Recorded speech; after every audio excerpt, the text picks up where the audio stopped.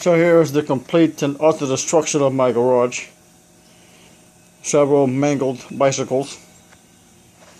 Tools everywhere. The box that the original trike came in. Another bike mutilated. And I took the drive assembly off of this one. And I put it on top. That's the green one, right? Okay, the green one, I put it right here. That's from the green bike. And the blue bike, I use that crank here. That's from the blue bike. That's mangled and utterly destroyed over here.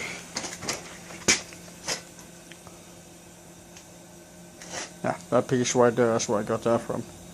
And this was the original trike I built. See, it's got the, if you look carefully, it has mounting for double wheels. This was the first one I built to test the dynamics of it, to see if I can actually ride it. This was the second one actually. The first one I did was not a trike at all, it was just a bicycle. And that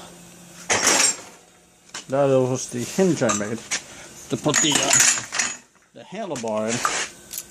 That's the hinge right there. And that was the fork to mount the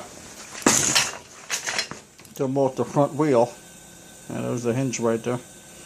But this bike was impossible to ride. Pick it up here. So this is what it. Okay, this is what it used to look like initially when I did the first bike. Hold on, pull it here. Okay, there we go. Now you see it better. And I put the hinge right there, but it was an impossible bike to ride just with the single thing, so the single trailing arm or fork, the rear fork. So then I welded on the second wheel to the right side, right there, and just to test it, see if I can ride it, and it worked out pretty good. And that's when I bought the trike from Walmart and decided to modify it to what I liked it to do. But here you go, complete destruction of my garage. Gotta start cleaning up now, because I got guests coming over tonight. This was the original wheel from the trike, the front wheel. I took that off, and then I bought one from the local bike shop that had a sprocket on the front, right there, see? And I had to widen the fork to accommodate the front wheel in the rear, because the front wheel was 4 1/4 inch, the original one, that is the hub, and the new hub with the sprocket was 5 inch exactly, so I had to widen it 3/4 inch. Okay, so then I added the whole assembly here. Okay, but I couldn't get the chain to stay tight on the top, so then I made this hinge. I'll move it around so you can see. I made this hinge assembly right there, so you can actually I'll move it around so you can see. You can actually pick it up like that, tighten the chain, put it back down. And the reason I did it like that is because, and I put a stopper here. Alright, put my finger here. There is my stopper, so that it cannot go further, just like an elbow will operate. Can't go beyond the joint. So as you pedal forward, the tension goes on the bottom chain, which pulls it down and naturally pulls the tension on the top side of the chain. See? So dynamics of pedaling the bike. Hold on a second, Ma. Will also keep the chain taut and tensioned. Hold on. Okay. My mom was calling me, so I had to halt taping for a minute. So here we are, almost finished product. This is called the X-Trike. Exercise trike. This is the original handles from the original X-Trike, from the original tricycle that came from Walmart. So I just put a piece of tie wrap right there to secure it.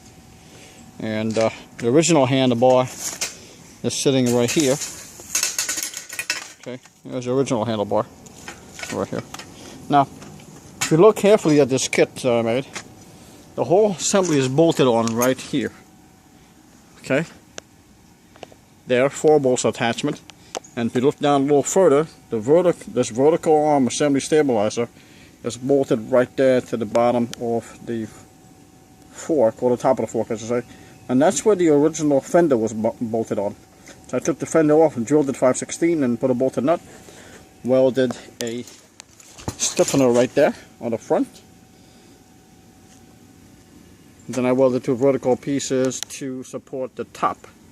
Okay, and this serves 2 purposes. One is to support the upright position and to stop the rotation here to support it, because the whole assembly was too weak to support this device. So by adding the stabilizer bar, it helps support the horizontal load of it, and also the twisting action as you try to steer the bike. This thing would move, so I had to weld this on to stabilize it so it doesn't turn and go loose. See, so that's why that bar is right there.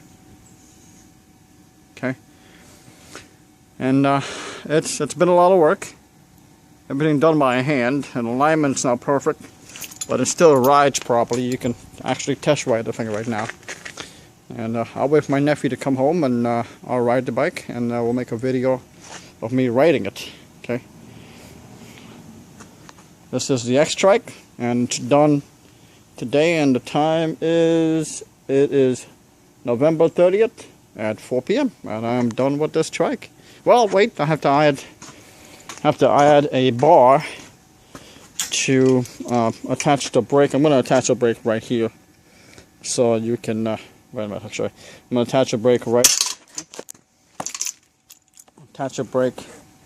right here, so I have to weld a bar right there, and that'll be it. The rear wheel is where the brakes are going to be, and it's a band brakes on it from the original trike, so that would be suffice to stop the bike. It's not a bicycle per se anymore. It's an exercise machine, along with also being a tricycle. Alright, and this ends the video for today.